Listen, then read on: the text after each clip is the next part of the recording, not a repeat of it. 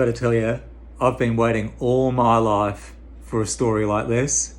And if you've got time, I'd like to read it out to you and explain why it's of such significance for us here in Australia. And it's of huge significance for those of us that really believe in accountability. So, here we go. Well, just look at this story coming out of the UK via The Guardian. And it says, victims and families call for prosecutions as contaminated blood inquiry nears the end.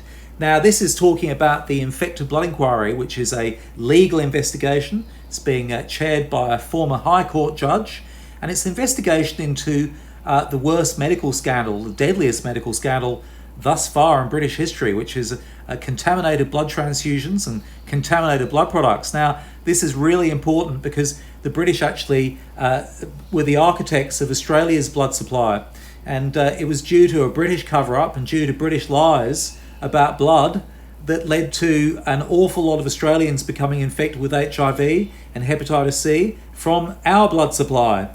And in fact, this inquiry called me as a witness so that I could help them get to the bottom of some of the question marks that surround Australia, okay, and Australia's criminal cover-up, the cover-up that denied assistance to thousands of people, okay, who were impacted by contaminated blood in Australia, all right? And for anybody who wants accountability, sick of bureaucrats lying, sick of health care systems harming patients and then there being no accountability, please listen on, because I can promise you this is where we're headed, okay? And it says here, victims and family members affected by the contaminated blood scandal are calling for criminal charges to be considered as the public inquiry into the tragedy draws to a close. While the inquiry, which will begin to hear closing submissions on Tuesday, cannot determine civil or criminal liability, people affected by the scandal are keen for the massive documents and evidence accumulated over more than 4 years to be handed over to prosecutors to see whether charges can be brought. About 3,000 people are believed to have died and thousands more were infected in what has been described as the biggest treatment disaster in the history of the NHS. The inquiry has heard evidence that civil servants, the government and senior doctors knew of the problem long before action was taken to address it, and that the scandal was avoidable, but no one has ever faced prosecution. Now, I'm just going to say this. There's a lady here who's about to speak about the death of her father, and by God, is she my hero? Oh, I love what she's got to say. And so here we go. Eileen Burkett, okay? That's the hero or the heroine I mentioned, whose father Edward died aged 54 in 1992 after, like thousands of others, contracting HIV and hepatitis C through factor VIII blood products. These are the blood treatments, okay, used to treat his haemophilia. Said the inquiry had shown there was a massive cover-up. Well said Eileen. She said, in my eyes, it's corporate manslaughter. You can't go giving people something that you don't know is dangerous. Something that you do know. Something that you know is dangerous. And they just carried on doing it. Well said. As far as my family's concerned, they killed our dad and they killed thousands of other people, and there's been no recognition for him since he died. There's been nothing. If there are no prosecutions, I'll feel that justice won't have been done, because nobody has been held to account. They'll all still be able to sleep at night. We've had 30 odd years of not being able to sleep properly at night. Wow, Eileen.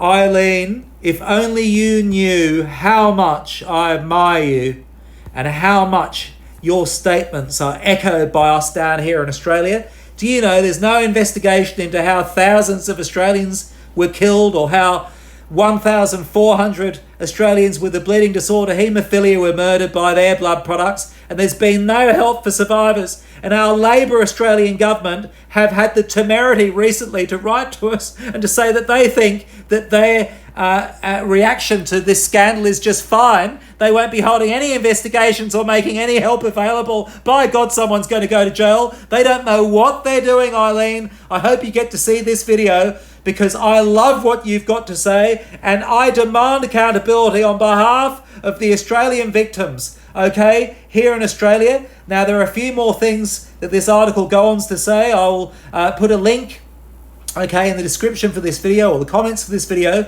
but I'll just say this. It says here, in written closing submissions, Collins solicitors, which represented 1,037 infected and affected individual core participants, including Burkett, as well as 3 campaigning organisations, asked that the inquiry pass all relevant evidence to the relevant prosecuting authorities in the 4 nations to allow them to consider whether criminal proceedings should be brought.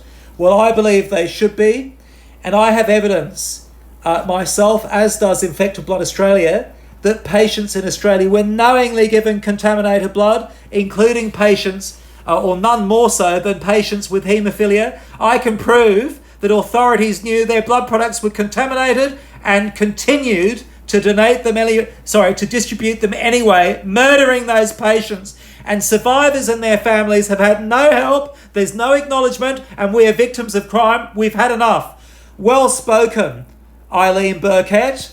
I really, really admire you. Well done to the UK for making this inquiry possible.